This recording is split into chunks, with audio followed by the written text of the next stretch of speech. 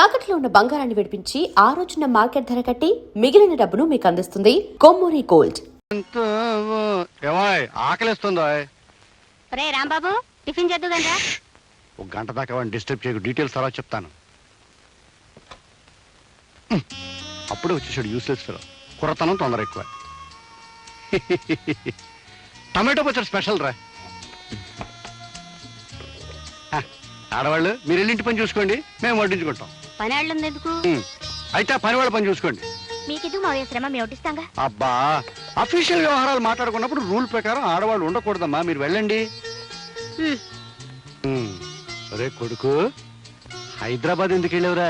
Office పని మీద. అబద్ధాలు ఆడవాళ్ళతో చెప్పాలరా. నీ బుద్ధులతో 50 ఏళ్ళ కిందట పుట్టాను, నిజం చెప్పేయి. లక్ష్మిని చూడాలని వెళ్ళాను. లక్ష్మ ఎలా ఉంది? ఆ అమ్మాయిని ఒక దుర్మార్గుడు మోసం చేశాడు. లక్ష్మి ఇప్పుడు గర్భవతి. పాపం, అంతేరా, ఆడవాళ్ళ జీవితాలు అలాగే ఉంటాయి. వాళ్ళ అమ్మ చనిపోయింది. జానకమ్మ చచ్చిపోయిందా? జానకమ్మ? అదేమిటి అలా ఆశ్చర్యపోతున్నారు? జానకమ్మ మీకు తెలుసా? అబ్బే, నాకేం తెలుసు, నాకేం తెలీదు. ఓ విధంగా తెలుసు, ఎప్పుడో నీ నోటి వెంటే విన్నట్టు గుర్తు. నా నోటి వెంట మీరేం వినలేదు. మీ నోటి వెంట ఏనాటికైనా కొన్ని నిజాలు తెలుసుకోవాలని నా ఆశ. నీకు తెలియని నిజాలు నాకు మాత్రం ఏం తెలుసు? లక్ష్మి తండ్రి గురించి తెలిస్తే తప్ప ఆ శేఖర్ లక్ష్మిని పెళ్లి చేసుకోనన్నాడు.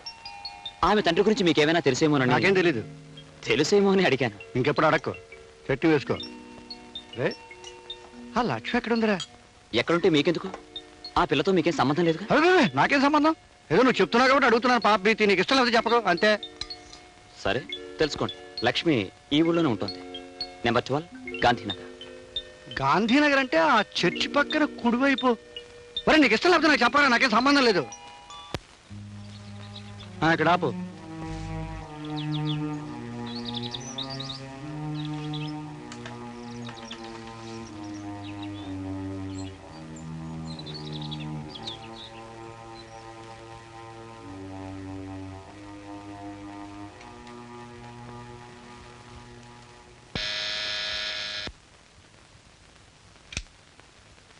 ఎవరు ఎవరు కావాలండి?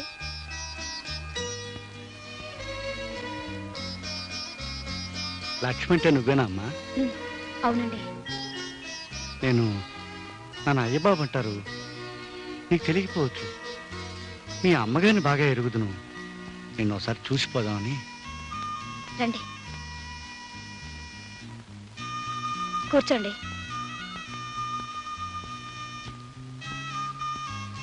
అమ్మా, మీ అమ్మగారు పోయారని విన్నాను. ఏడవకమ్మా. నిన్ను ఓదార్చే బాంధవ్యాన్ని పెంచుకోలేకపోయాను, నిన్ను ఆదుకునే అనుబంధాన్ని పెంచుకోలేకపోయాను. తప్పు నాదమ్మా. చేతనైతే 20 సంవత్సరాలు వెనక్కి వెళ్ళి నీ జీవితాన్ని ఆనందమయం చేయాలనుంది, కానీ ఇప్పుడు సాధ్యం కాదు. అమ్మా లక్ష్మి, ఇన్నేళ్ల తర్వాత ముక్కు మొహం తెలియని నేను నీ గడపలో అడుగుపెట్టి సహాయం పేరిట డబ్బు ఇవ్వాలనుకోవడం నాకే సిగ్గా ఉంది. అయినా తప్పదు, నువ్వు తీసుకోవాలమ్మా. నా గుండెల్లో బరువు కొంచెమైనా తగ్గుతుంది. వద్దండి, నాకు కావాల్సిన డబ్బు రాంబాబు గారు ఇస్తున్నారు. ఓహో, రాంబాబు ఇస్తున్నాడు అన్నావు కదూ, ఆ మాటే మర్చిపోయాను. నాలాగే వాడిది జాలిగుండె. మరి వస్తానమ్మా.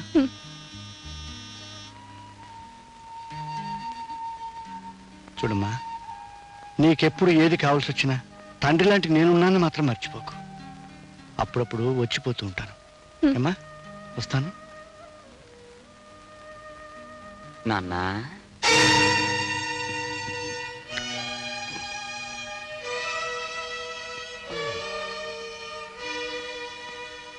ఏమిటి నాన్న ఈ ఇంటికి వచ్చావు?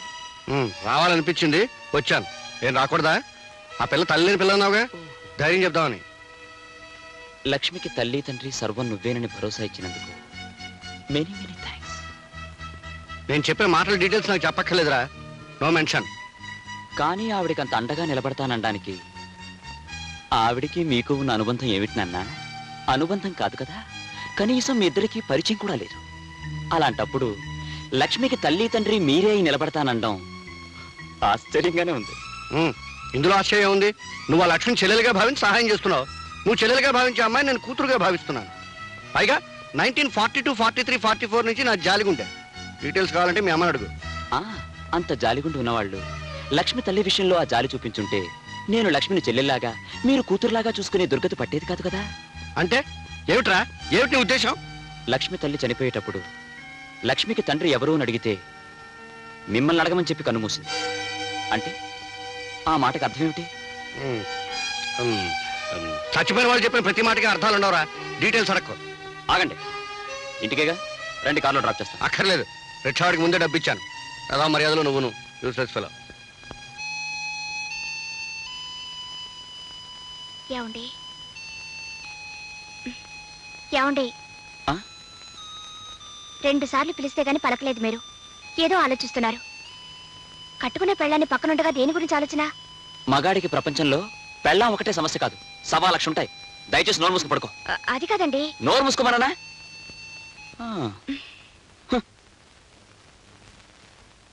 నీ భర్త నీ పక్కనే పడుకునే ఆలోచనలో ఉంటే అది వేరే ఆడదాని గురించి ఆలోచిస్తున్నాడన్నమాట.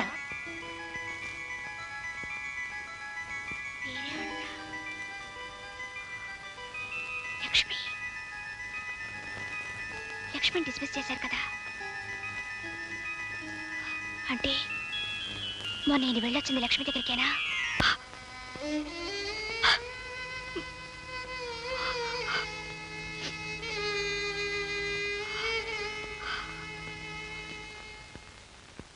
అప్పుడే వెళ్ళిపోతున్నారే?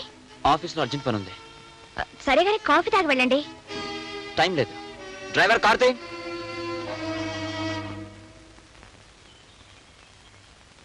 Good morning madam. అయ్యగారి చేతి లెటర్ మీద సంతకం చేయించాలండి. అర్జెంట్ ఫైల్ని ఇంటికి తీసుకురావాల్సి వచ్చింది. ఆయన ఆఫీస్లోనే ఉన్నారుగా? ఇవాళ అయ్యగారు ఆఫీస్ రాలేదండి, ఇంటి దగ్గర ఉన్నారేమని ఫైల్ తీసుకొచ్చాను. సరే, ఆ ఫైల్ అక్కడ పెట్టండి. ఆయన వచ్చాక సంతకం పెట్టిస్తాను. వస్తానమ్మా.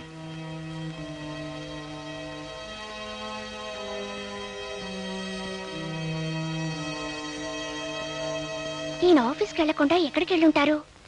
ఏం చెప్పు, కూలి పని చేసుకునే వాళ్ళకి డాక్టర్ దగ్గర తిరగడానికి డబ్బులు ఎక్కడ వస్తాయి మామ? మందు తాగొద్దురా మొగడా అంటే వెనకపోతివి. మందు తాగినందువల్ల వచ్చింది కాదే ఇది. అయ్యబాబు గారు కూడా పరిగెత్తినందువల్ల వచ్చింది.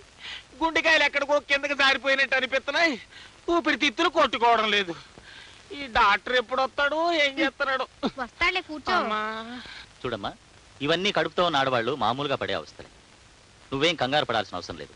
మందులు రాసిస్తాను, తీసుకోండి. ఈ డాక్టర్ ఏం చేస్తున్నాడు చూడవే. అబ్బా చూస్తానులే, ఊరుకో. వారానికి ఒకసారి వచ్చి పరీక్ష చేయించుకోమ్మా. 12 బాబు పుడతాడు. చిన్నబాబు, అమ్మ కొంప ఊలిపోయింది.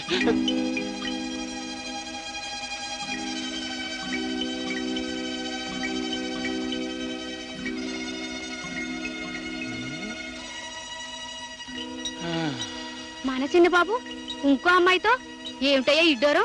పైగా అమ్మాయి కడుపుతోటి ఉన్నట్టుంది. అంతేనే, పెద్దోళ్ళు తినేయి పలారం అంటారు, చిన్నోళ్ళు తినేయి చిరుతిళ్ళు అంటారు. పైగా ఎవరు కొడుకు? కలియుగ శ్రీకుట్న పరమాత్ముడు అయ్యబాబు గారి కొడుకు. అందుకే తండ్రి పేరు నిలబెట్టడానికి చక్రం తిప్పేస్తున్నాడు. ఇదిగా భలే భలే విషయం అని చెప్పి మోసేసావు, అక్కడ కొంప తగలడిపోగలదు. అమ్మగారు, అమ్మగారు, ఏమిటే మళ్ళీ ఏదైనా భలే విషయమా? అవునమ్మగారు. అదేదో తొందరగా చెప్పేసి వెళ్ళి బట్టలు ఉతుకో. అమ్మో, ఆ విషయం చెప్పానంటే మన చిన్నమ్మగారు కాపురం కాశీగంగలో కలిసిపోతుందని చెప్పరమ్మా. నువ్వేదో చిత్రహాసం తెలుసుకొస్తే మధ్య నా కాపురం ఎందుకు పాడవుతుంది? చెప్పు. చెప్పనమ్మా.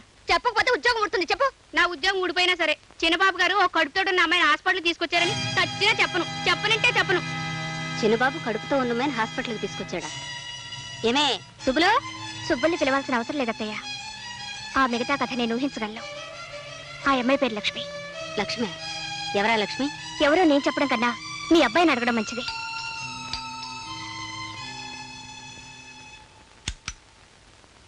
హాయ్. ఎక్కడికి వెళ్ళారు? ఆఫీస్కి. ఆఫీస్ కాదు, హాస్పిటల్కి వెళ్ళారు. హాస్పిటల్కే వెళ్ళాను. కడుపు నొప్పి వస్తే హాస్పిటల్కి వెళ్ళాను. తప్ప? మీ కడుపు నొప్పి వచ్చి కాదు, కడుపుతో ఉన్న లక్ష్మిని తీసుకువెళ్ళారు. ఏ నేను చెప్పేది అబద్ధమా? ఈ డొంక తిరుగుడంతా ఎందుకమ్మాయి? ఏరా, నువ్వు ఆ లక్ష్మిని తీసుకుని హాస్పిటల్కి వెళ్ళావా లేదా? మీ ఆడవాళ్ళ అనుమానాలకి నేను జవాబు చెప్పలేను. చూసారా అత్తయ్య, అడుగుతుంటే మాట ఎలా దాటిస్తున్నారు? పోయా, మీరన్నా అడగండి. ఆ లక్ష్మి ఎవరు, దానికి ఈయనకి సంబంధం ఏమిటో, దాని కడుపులో ఉన్న బిడ్డకు తండ్రి ఎవరో అడగండి. అసలు నన్ను ఏం చేయదలుచుకున్నారో అదే అడగండి. ఆయనే అడుగుతారు జయ. తేలుకుట్టిన దొంగలు తప్పించుకున్నాను. ఎవరో చేసిన పాపాన్ని నేనెత్తి మీద వేసుకుని తిరుగుతున్నాను. వివరాల్లోకి వెళ్తే చాలా నిజాలు బయటపడతాయని, ఆ నిజాన్ని భరించే శక్తి తనకు లేదని ఆయనకి తెలుసు. ఏం నాన్న, కాదంటావా? రేయ్, డీటెయిల్స్ తెలియకుండా అనవసరంగా తిట్టడం మంచిది కదరా, యూస్లెస్ ఫెలో. ఆ డీటెయిల్స్ ఏంటో చెప్పొచ్చుగా, నేను తెలుసుకుంటాను. టైం వచ్చినప్పుడు డీటెయిల్స్ వాటంతా ఫిలప్ అవుతాయి. అంతవరకు నువ్వు నోరు మూసుకో, నేను మూసుకుంటాను. అనవసరంగా మాట్లాడుకో.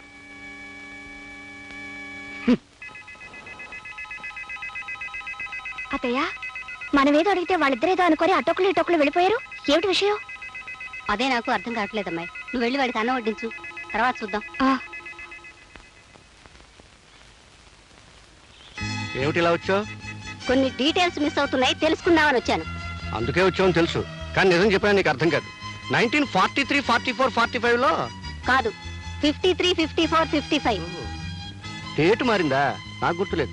మీకు గుర్తు లేకపోయినా మీరు చెప్పింది నాకు గుర్తుందిలేండి. అయితే ఇంక నన్ను అడక్కు. ఆగండి. ఇన్నాళ్ళు అడగకుండానే ఊరుకున్నాను, మీరు చెప్పిందే విన్నాను. కానీ ఈ రోజు చెప్పడానికి కూడా మొహం చెల్ల నిజాలు నా కొడుకుని కోడల్ని వేరు చేస్తుంటే మాత్రం భరించలేకపోతున్నాను. నా కళ్ళల్లోకి సూటిగా చూసి నిజం చెప్పండి. చూడన్నపూర్ణ, సెంటిమెంట్ను భరించలేను, నీ కన్నీళ్ళను చూడలేను, అలా అని నిజము చెప్పలేను. ఒళ్ళంతా బెక్క తెచ్చినట్టుగా ఉంది.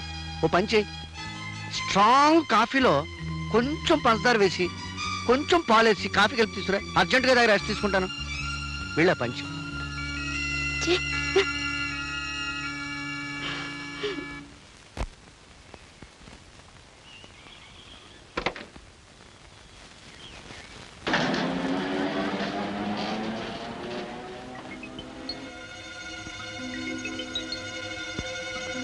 పరాయి స్త్రీ విషయంలో భర్త ఎంత అడిగినా నిజం చెప్పనప్పుడు అనుమానించడం కన్నా అతనికి తెలియకుండా అనుసరించి అసలు విషయం తెలుసుకోవాలి. సుబ్బులు, ఏం చిన్నమ్మాయి గారు, నేను మార్కెట్కి వెళ్తున్నాను, అత్తతో చెప్పు. ఏ మార్కెట్ కని చెప్పనండి? కూరగాయల మార్కెట్ కా, చేపల మార్కెట్ కా, సూపర్ మార్కెట్ కా? ఏదో ఒక మార్కెట్ చెప్పించేయి.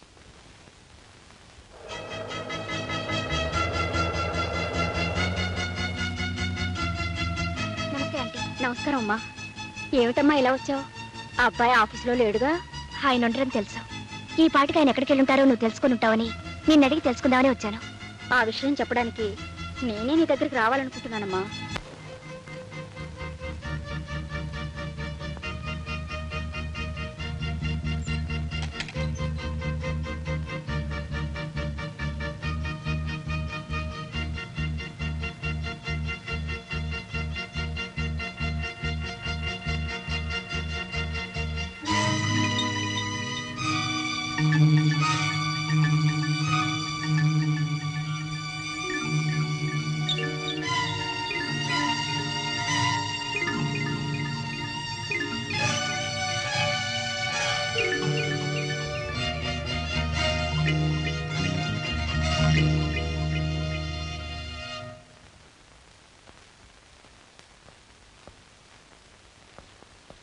రే ఆగరా, నీకోసం మేమంతా ఇక్కడ ఎదురు చూస్తూ కూర్చుంటే ఏ పట్టడు లోపలికి వెళ్తావే? నిలబడక్కడ.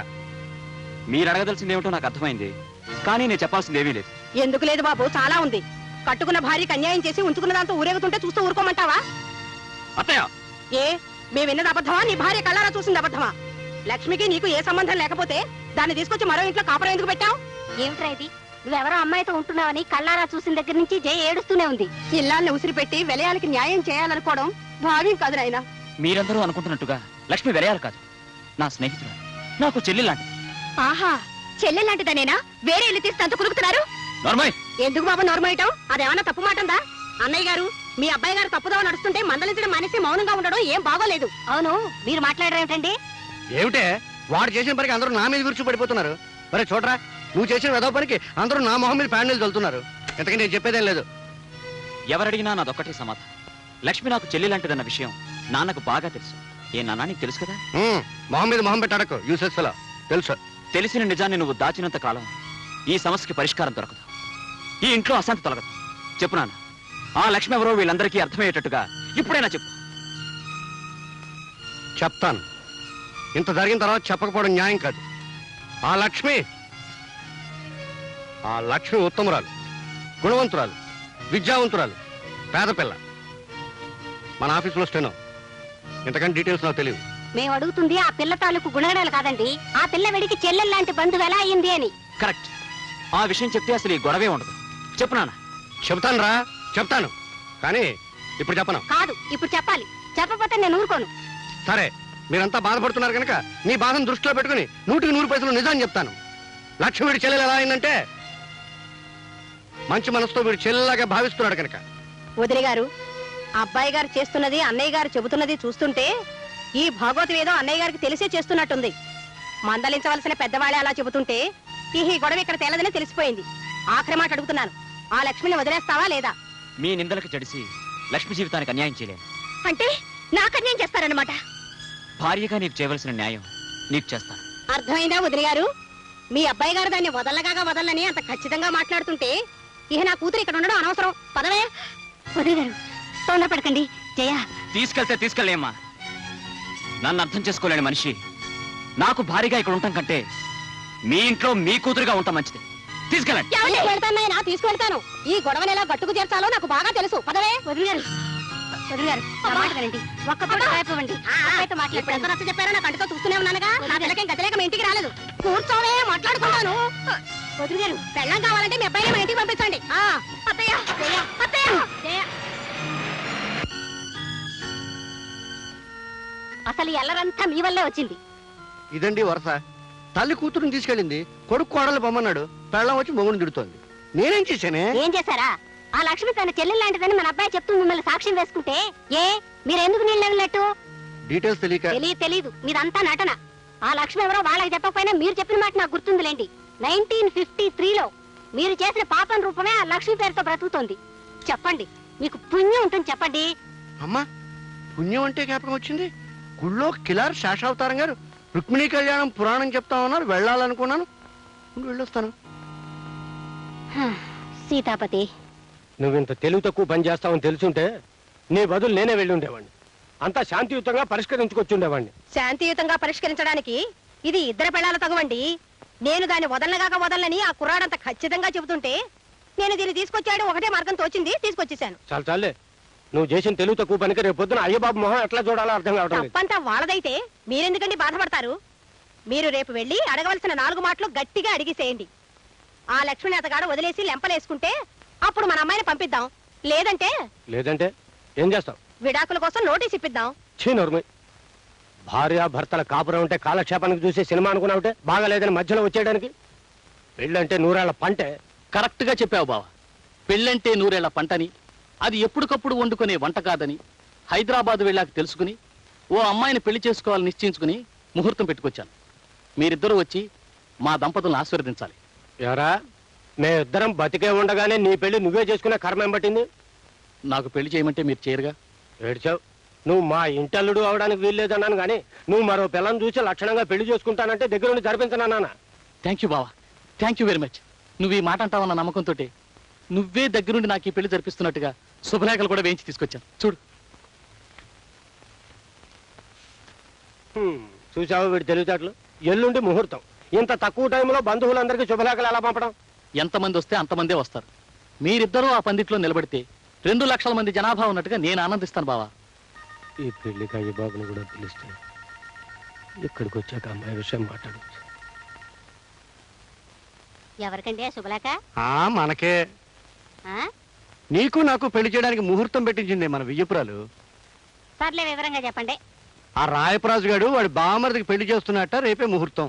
అవునే, మన వియ్యపురాలు ఏ ప్లేడర్ నోటీసో పంపిస్తుందని ఎదురు చూస్తూ ఉంటే శుభలేఖ పంపించింది ఏమిటే? పంపిందిలేండి. అంత గొడవ చేసి కూతురుని తీసుకెళ్ళింది కదా, మళ్ళీ ఏ మొహం పెట్టుకుని వెళ్దామని అక్కడికి? ఓ పంచేయి, నువ్వు నీ మొహం పెట్టుకు బయలుదేరు, నేను నా మొహం పెట్టుకు వస్తాను. లేకపోతే రేపు వాడి మొహం మనం చూడలేం. డీటెయిల్స్ తర్వాత చెప్తాను, పెట్టి సర్దుకో పద. అబ్బబ్బబ్బబ్బబ్బా, నువ్వు ఇలా చీర సింగారించుకుంటూ కూర్చుంటే మనం వెళ్ళేది వాళ్ళ పెళ్లికి కాదు, వాళ్ళ పిల్లల బారసాలకి. మీకంతా హడావుడే, అక్కడికి వెళ్తే ఏమీ ఉండదు. ఏముంటుందో వెళ్ళే కానీ తెలియదు. నువ్వు ఇలాగే డీటెయిల్స్ మిస్ అవుతావు. ఎవర్రా అమ్మాయి? మీ అందరి అనుమానాలకి కారణమైన లక్ష్మి ఈవిడేనమ్మా. అంటే మా అనుమానం నిజం చేద్దామని సరాసరి ఇంటికే తీసుకొచ్చావా? కాదమ్మా, లక్ష్మికి తండ్రి ఎవరన్నది ఓ చిదంబరహస్యంగా ఉండిపోబట్టే మీ అందరికీ నా మీద అనుమానం కలిగింది. చెప్పు నాన్న, లక్ష్మికి తండ్రి ఎవరు? ఆ డీటెయిల్స్ అన్ని ఇప్పుడు చెప్పలేనురా. మీ అత్తారింటికి పెళ్లికి వెళ్తున్నాను, తిరిగి వచ్చే వివరాలన్నీ చెప్తాను. ఎవరిది పెళ్లి? మీ మామగారి బావమరిది రాజశేఖర్ అంది. రాజశేఖరానికా? రాజశేఖరం అంటే ఏ ఊళ్ళో పనిచేసేవాడు? ఆ వివరాలు నాకేం తెలీదు. ఎక్కడో మెడికల్ రిప్రజెంటేటివ్ గా పనిచేస్తున్నట్ట ఆ శుభలేఖలో రాశారు. కాబోయే దంపతుల ఫోటోలు కూడా అందులో వేశారు, కావాలంటే చూసుకో. ఓహో, ఇతగాడు మళ్ళీ పెళ్లి చేసుకుంటున్నాడా? మళ్ళీ పెళ్ళేమిట్రా? లక్ష్మిని ప్రేమించానని, ఈవిడ గర్భవతయిందని తెలిసిన మరుక్షణం నీకు నాకు ఏ సంబంధము లేదని దబాయించాడు.